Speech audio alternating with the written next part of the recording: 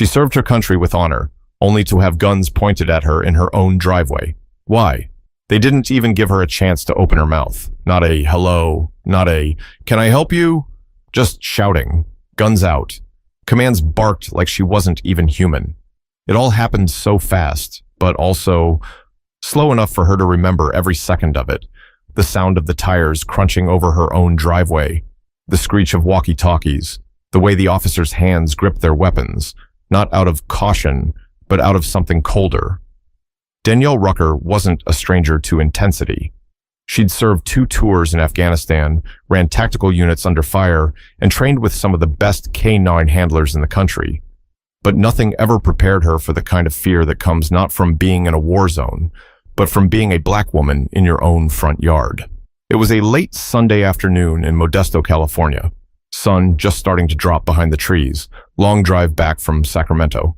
Danielle had been helping her cousin move into a new apartment. She was tired, dressed in leggings, combat boots, and a faded Fort Bragg hoodie. Her 2 partners, Rex and Nova, both Belgian Malinois, rested silently in their crates in the back of her SUV. Trained, calm, alert, just like she'd taught them. She pulled into her driveway, the garage door remote clipped to her sun visor. Her modest 2-bedroom ranch sat on a quiet street lined with trimmed hedges and retirees who waved at passing cars. It wasn't fancy, but she'd bought it herself after leaving the army. It was hers. She tapped the button. The garage began to rise. That's when she noticed something. A woman standing on the sidewalk across the street, watching, holding her phone. Her lips were moving. Danielle squinted. She didn't recognize the woman. Slim build, early 50s, maybe. Blonde bob, athletic wear, holding a yoga mat in one arm like she'd just come from a class. Danielle didn't think much of it at first. New neighbor, maybe. She gave a polite nod and went back to backing her SUV into the driveway. Then, less than 3 minutes later, she heard sirens. 4 of them. What happened next would feel like something out of a bad episode on cable. Police cruisers swung into her cul-de-sac like a tactical op. One cut off her driveway before she could even turn the car off. Another blocked the street behind her, doors flung open. "Step out of the vehicle!" one of the officers screamed. Danielle blinked, confused. "Excuse me?" she said, rolling her window halfway down. "Hands where we can see them, now!" She looked to her left, then her right. Was someone behind her? But no, guns were pointed at her car. One officer, tall, white male, late 30s, shaved head, crept toward her with his gun drawn. Another crouched near a neighbor's bush, also armed. "Ma'am, we got a call about a break-in. You matched the description." Danielle kept her hands on the steering wheel. Her heart was steady, but her voice carried steel. "This is my house. License and registration." "My house is right there," she said calmly. "I'm a veteran. My name's on the deed." They weren't listening. They never really do, not at first. From the back of the SUV, Rex gave a low bark. Nova didn't move. Her training kept her still, unless commanded. Danielle leaned slightly to the left, and with practiced precision, tapped her knuckle twice against the center console. A silent command. The locks clicked open, and that's when everything changed. But the officers still hadn't seen what was about to walk out of that car. The back door of the SUV opened slowly. The officers tightened their grips. What they expected to see, maybe someone else hiding, maybe a threat, wasn't what came out. First, a black nose poked out. Then a sleek, muscular Belgian Malinois stepped down onto the driveway with sharp precision. Rex. His coat glinted in the light, black and tan, his movements smooth, trained. His eyes swept across the scene like he was calculating everything. Nova followed, lighter in color but just as controlled. No barking, no growling, just quiet, steady presence. Each dog wore a tan tactical vest clearly marked. U.S. military K-9, do not pet. Rex moved to Danielle's side without being called. Nova flanked her opposite. They didn't look scared. They looked like they were waiting for a mission. For a moment, no one spoke. Just the sound of radio static and shallow breathing. Danielle finally stepped out, slow and deliberate. Her posture was relaxed, but her presence, unshakable. She didn't raise her voice. She didn't argue. "My name is Danielle Rucker," she said. "I live here. I just got back from Sacramento. These are my dogs. Military working dogs. I served 12 years active duty, 6 in K-9 Special Ops. The officers didn't move. She reached into her pocket slowly, deliberately slow, and pulled out a leather wallet, flipped it open to show her veteran ID and her California driver's license. One officer, shorter Latino guy, mid-40s, badge read Perez, stepped forward and took it. He looked at the ID, then at her, then at the dogs. "These are military dogs?" he asked, voice cracking slightly. "Yes," she replied, "trained by me. They don't bite unless I tell them to." Rex took one small step closer, calm as ever. "You called this in?" Perez turned to the woman across the street. The blonde neighbor still stood there, arms crossed, phone clutched in one hand like a trophy. "Yes, I didn't know who she was. She looked suspicious. Big black truck, dogs in the back. I thought..." "You thought I was breaking into my own house?" Danielle asked, looking straight at her. The woman shrugged. "I didn't recognize you." "You've lived here how long?" Danielle asked. The woman hesitated. "A few months." "I've lived here 5 years. I mowed that lawn every Saturday morning for 5 years. You never thought to wave?" The woman blinked. "I just thought..." Danielle looked back at Perez. "Am I under arrest?" He looked uncomfortable, shifted his weight, glanced at the other officers who were now lowering their weapons, sheepish. "No, ma'am. There's obviously been a mistake." Danielle didn't say anything right away, just looked at her dogs. Rex sat down beside her. Nova laid down, her head on her paws. She knelt between them, gave each a gentle pat. The other officers started to back away slowly, one of them muttering something into his radio. Perez handed back her ID. "You understand, ma'am, we had to respond." "You had to respond," she said. "But you didn't have to roll up with your guns out like I was robbing a bank." He didn't respond to that. "You could have asked questions. You could have looked at the mailbox. Rucker, right there. Or maybe just, I don't know, said hello like a human being." Danielle's voice didn't rise, but it cut like a blade, calm, clear, undeniable. Perez looked embarrassed now. The other officers had already started retreating to their cruisers. Danielle stayed still, dogs beside her, watching. Across the street, the neighbor had started to quietly walk away. No apology, just retreat. Danielle exhaled, not relief, just release, like a pressure valve letting go. But what she didn't know yet was that one of the neighbors had filmed the whole thing. The video wasn't shaky or distorted. It was crystal clear, shot from a porch across the street by an older man named Franklin Yates, who always said little but saw everything. Franklin didn't come out much. His knees were shot from decades in construction, and his wife had passed the year before. But he sat on that porch every afternoon, a bottle of root beer in hand, the other hand never far from his phone. He didn't expect to catch anything dramatic that day, but as soon as the police started yelling, he hit record. He'd seen Danielle come and go for years. She shoveled his driveway during that freak freeze 2 winters ago, never asked for a dime. So when they boxed her in like she was a suspect in a manhunt, he hit the red button. In the video, you can hear the police shouting. You can see Danielle's calm movements. You can hear the slight click as her dogs stepped out. And you can feel the shift in the air when the officers saw those vests. The video wasn't edited. No music, no slow motion, just raw footage. 74 seconds long. And someone, maybe Franklin's grandkid, maybe a neighbor, uploaded it that night. It took less than 24 hours to hit 500,000 views. Danielle didn't even know about the video yet. She was inside, sitting on her couch with Rex curled up at her feet and Nova beside the door, always alert. She still hadn't eaten. Her keys were still in her coat pocket. She hadn't even taken her boots off. Her phone buzzed. Text from her cousin. "Girl, is that you in this video?" Danielle frowned, clicked the link. She watched it once, then again, then a third time, but slower this time. It was strange. Seeing yourself from the outside like that, her posture, the way Rex stayed glued to her leg. The moment Nova gently stepped forward, placing herself between Danielle and the officer. She didn't cry. She didn't get angry. She just sat there, staring. It wasn't until the 5th watch that she noticed the look on the blonde neighbor's face in the corner of the video. Not fear, not even concern, just blank.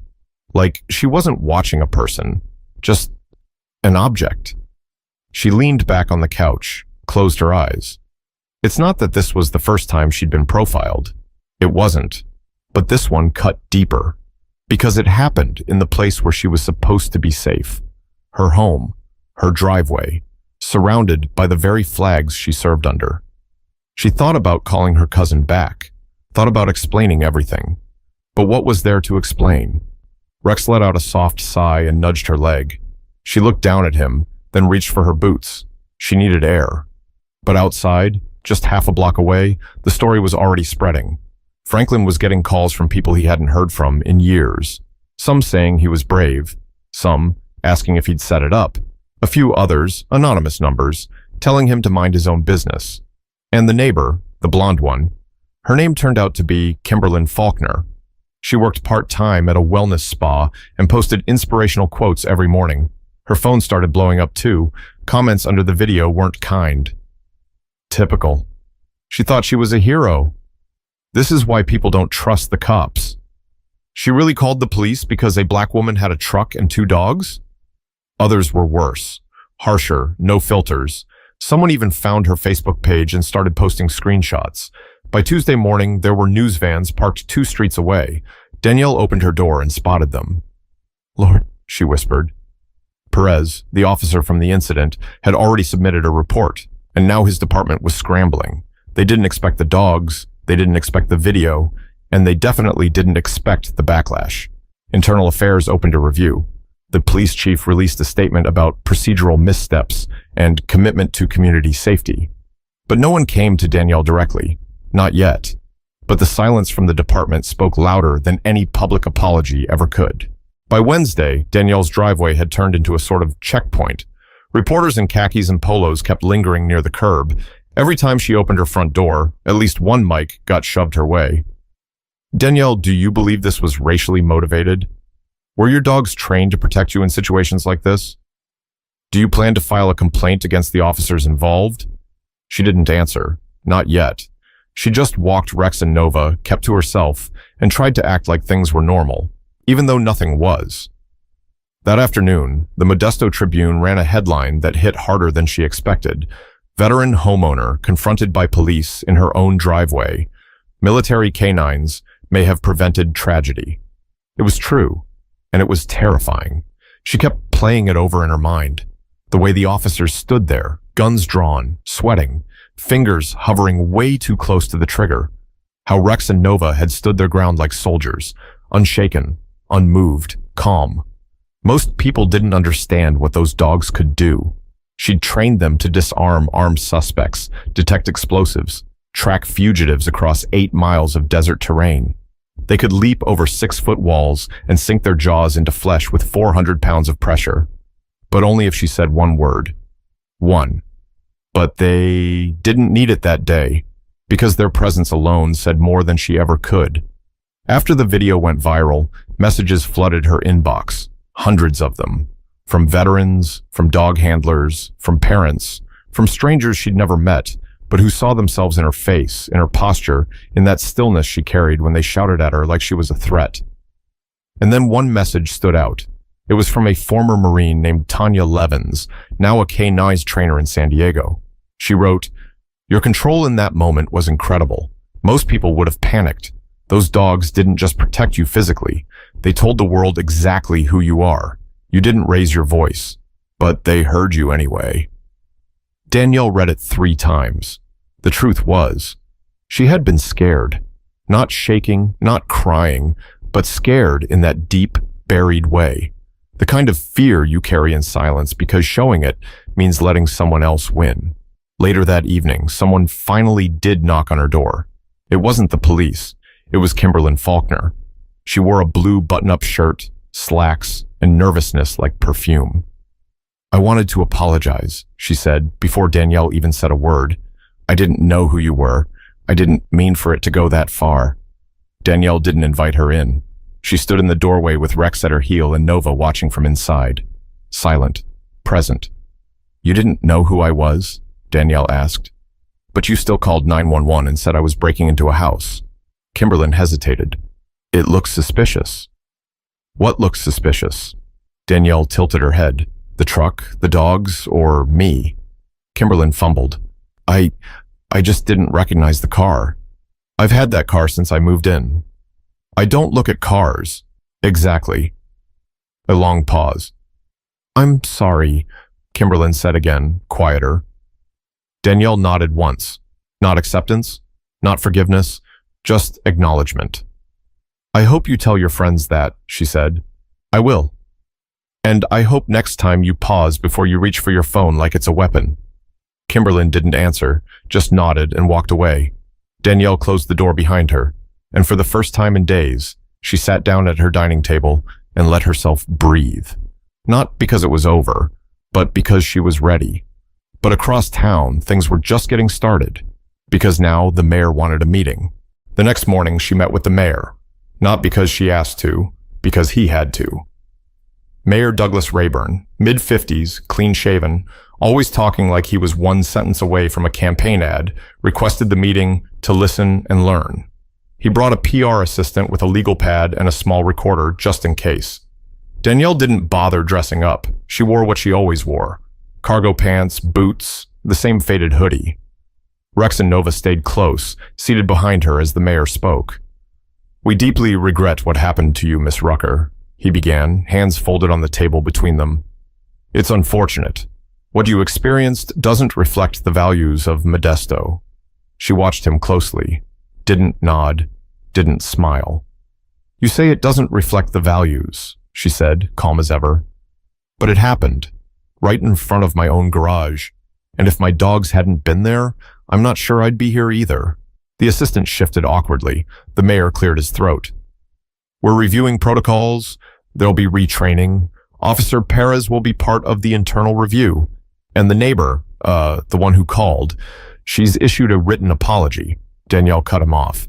She didn't apologize to me. She apologized to the internet. Another pause. The mayor looked uncomfortable now. I served this country for over a decade, she continued. Not so people could point a gun at me while I'm unlocking my own garage. He tried to interject. She didn't let him. You want to talk about training? Train your people to stop jumping at shadows every time they see someone who looks like me driving something bigger than a Honda Civic. Silence. Danielle leaned back in her chair. Rex's ears twitched, alert but relaxed. Nova let out a soft yawn. I don't need a medal, she added.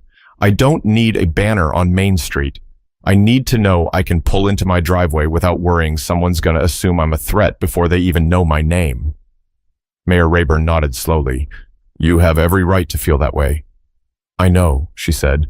I'm not asking for permission. He looked at his assistant. The recorder clicked off. The meeting ended without handshakes. Back home, Danielle found an envelope slid under her door. No return address. Just a note inside. Thank you for standing your ground. My daughter saw your video. She asked me if she would be safe if she grew up to look like you. I didn't have an answer, but now I do. It wasn't signed, but that note meant more to her than any press conference ever could. The neighborhood changed in small ways that week. A few people crossed the street just to say hello. A couple left flowers near her porch. A little boy on a scooter stopped and asked if he could say hi to the army dogs. She let him. Rex gave him a sniff.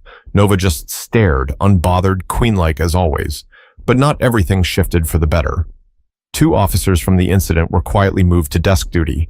The department didn't admit guilt, but they also didn't fight it. As for Kimberlyn Faulkner, she deleted her social media accounts and started parking 2 blocks away instead of using her driveway. No one really saw her out jogging anymore. Danielle didn't gloat, didn't celebrate. This wasn't a win, it was just what happened. And sometimes, that's the part that hurts most. Because for a moment, it felt like she was back in uniform again, having to prove herself to people who never even learned how to say her name right. But it wasn't over. Not until she told her story in her own words.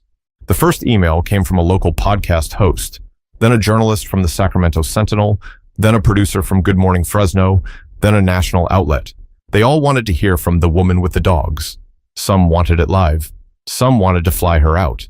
One even asked if the dogs could be part of the interview for visual impact. Danielle turned them all down, at first. But then her cousin called again, Zora, the same one she helped move a week earlier. Danny, she said, voice full of heat, you don't talk. Someone else will. And they'll mess it up. You need to say it yourself. Your words. Danielle was quiet for a moment. I'm not trying to go viral. You already did. Question is, what you want to do with it now. Zora wasn't wrong. Danielle didn't want the attention, but it wasn't going away. So she chose one outlet. Just one. A small, independent journalist named Tawny Wren, who lived in the valley and ran a web series called Front Porch Stories. No makeup teams, no flashy cuts. Just a folding chair, a mic, and a camera. They filmed in Danielle's front yard. No script, no plan. Tawny asked, "Can you tell me what happened that day?" Danielle nodded, took a deep breath, and she told it. Not just the moment they pulled up with guns drawn, but everything that came before it. She talked about the deployment in Kandahar, about losing 2 soldiers to a roadside bomb, about the nights spent teaching Rex to identify human scents in sandstorms, about Nova's first successful mission, about coming home and thinking she could finally breathe. I gave this country my time, my body, and parts of my peace, she said, and when I came back, all I wanted was a patch of grass and a place to walk my dogs without someone looking at me like I don't belong. Tawny didn't interrupt. Danielle went on. She talked about the silence that came after the yelling, the way the neighbor didn't flinch when she saw the guns, the way the officers only backed off when they recognized the vests, not her face. I had to be standing next to 2 military dogs for them to believe I was worth listening to. Think about that. That interview reached more people than the original video, because it was quiet, real, no yelling, no production, just one woman telling the truth on camera like she was talking to a friend across the table. The response was overwhelming. Letters, donations to veteran support groups in her name, messages from white neighbors admitting they'd made assumptions about people who looked like her, from police officers thanking her for not letting things escalate, when really it was them who had escalated in the first place. Danielle didn't ask for sympathy. She didn't even ask for change. She just asked people to pay attention. A week later, the Modesto Police Department officially added new protocol for handling civilian calls related to suspicious activity. Officers were now required to verify property ownership through dispatch before initiating a stop, especially in residential neighborhoods. They called it the Rucker Rule. She didn't smile when she heard about it, just gave a quiet, and went on with her day. At the dog park a few days later, a woman with a stroller waved and said, "Thank you for your service." Danielle nodded, but the moment that really hit her came at the grocery store. A teenager, maybe 17, walked up to her by the produce section, wore a hoodie, looked nervous. "You're the lady with the dogs, right?" Danielle nodded. He paused, looked around. "My mom said you were scary." Danielle raised an eyebrow. "Did she?" "Yeah, but I don't think you are." She chuckled, then leaned closer. "Tell your mom I'm scary when I haven't had coffee. That's it." The kid laughed. But while she found peace and humor, what she really wanted now was something harder to ask for: understanding. She didn't plan to speak at the town forum. It was scheduled by the city council as part of their so-called listening initiative. Held at John Muir Community Center, folding chairs in neat rows, microphones with short cords, and coffee that tasted like melted cardboard. Danielle sat in the back, hoodie pulled over her braids, Rex lying at her feet, Nova asleep under her chair. She wasn't going to say anything. She just came to make sure they didn't twist the story into something it wasn't. But after the third person stood up and used words like misunderstanding, communication breakdown, and mutual responsibility, something in her chest got tight. So she stood up. And when she walked to the mic, people turned. She didn't smile, didn't clear her throat. She just started. "My name's Danielle Rucker. I live on Rosewood Drive. I'm a veteran. I served this country because I believed in something bigger than myself." All eyes were on her. You could hear a cough 3 rows back. That's how quiet the room got. "Last week, I pulled into my own driveway after helping my cousin move. I hadn't even turned off the car before guns were pointed at my head." A few heads dropped. People keep asking how I stayed calm. I didn't stay calm because I wanted to. I stayed calm because people like me don't get the luxury of panic. If I'd yelled or moved too fast or reached for my phone, this conversation might be happening without me here. Someone up front whispered something. She didn't stop. I didn't curse. I didn't fight. I didn't resist. All I did was exist, and that was enough to make someone scared enough to call 911. She turned slightly, scanning the faces. That should bother you. A murmur moved through the room. I had 2 highly trained military K9s with me. You know what that says? It says I've been trusted to handle life and death situations in war zones, but apparently I still can't be trusted on my own street without someone assuming I'm a criminal. She paused, not for effect, just to breathe. You want to fix this? Then stop acting like this is about one bad call or one bad officer. This is about a system that gave one woman the confidence to call the cops on her neighbor because she didn't recognize her face, and gave those cops permission to draw weapons because they didn't take 2 seconds to ask a question. A few people clapped quietly. She looked toward the back of the room. I'm not angry. Not really. I'm just tired. Tired of being told I'm the exception when I'm just the latest. The clapping got louder now. Danielle stepped back from the mic, didn't wait for a round of applause, didn't linger. She just walked back to her seat, her dogs following without a sound. Later that night, the clip of her speech would get shared across platforms, not because it was dramatic, but because it was honest. That's all people wanted sometimes. Not answers, just honesty. But before anything could change, someone had to feel uncomfortable first. A week after the forum, Danielle sat alone on her porch. No cameras, no statements, no clicks or hashtags. Just a cool evening, her boots kicked up, a mug of tea in one hand, and Nova's head resting under the other. She finally felt still. Not because everything was fixed, but because she'd said her truth out loud, and no one had been able to silence it. She didn't want to be known as the woman with the dogs forever. She wasn't looking to be a face of a movement. She just wanted her peace back. And in a strange way, speaking up gave her a little piece of it. Sometimes that's all people want, to be heard without having to earn it with a badge, a title, or trauma. Rex stirred beside her, ears flicking as a car passed slowly down the street. Danielle glanced over and gave him a slight hand signal. He settled back down immediately. They were trained to act, but they were also trained to wait. A few days later, she got a message from an old friend she hadn't seen since basic training. He wrote, I saw what happened. My daughter asked me why someone would be scared of a soldier. I didn't know what to say. Thanks for helping me figure it out. She read it twice, smiled. That was the thing. Sometimes it takes one moment, a wrong assumption, a barking command, a silent dog, to hold up a mirror to the world. And not everyone likes what they see when it's held that close. Danielle never wanted to go viral. She didn't want to be in a headline or a trending tag. But if her story made one person pause before judging, if it made one officer ask instead of assume, if it made one teenager walk a little taller, maybe that was worth it. She looked out across her street. Same trimmed hedges, same old mailbox, same place she'd pulled into that Sunday. It hadn't changed, but she had, and maybe, slowly, that would be enough to shift everything around her too. Because the truth is, she didn't need permission to belong.